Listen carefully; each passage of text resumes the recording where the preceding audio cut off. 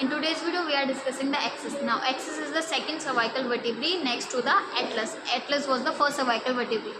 Now, let's know why the atlas and axis name is given. Atlas name is given because in the case of the human, the atlas bears the weight of the head. That's why it is a Greek word, hence it is given the name atlas.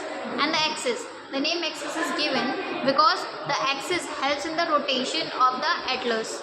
So it provides an axis around which the atlas rotates along with the head. So that's why it is given the name axis. Now axis contain here.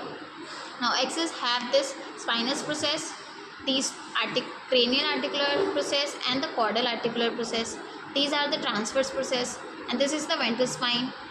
This is the odontoid process, and this is the cylindrical body, which is long in comparison to the atlas. Now it contains this foramen transversarium, which is present at the base of the transverse processes. And now let's start with the cranial end. The cranial end of the axis have this odontoid process. The cranial end is modified in the form of the plate like structure. This is a projected plate. It is called the odontoid process.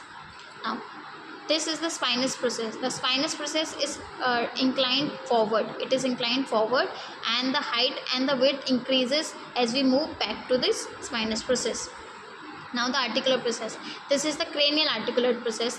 The cranial articular process is modified in the form of the articulate plate, and this is surrounded with the odontoid process. So articular plate surrounds the odontoid process, and these are the caudal articular process, and these caudal articular process are well developed and they are directed backward. Now let's see how this odontoid process joins in the atlas and helps in the rotation. So here, like this.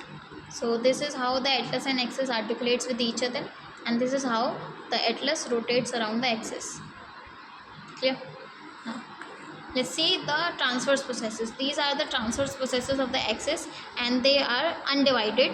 They are only single. They are not cranial and caudal. They are directed backward. Now we have this intervertebral foramen. This is behind the notch. These are the notch, and these are the intervertebral foramen. So this is all about the atlas and axis.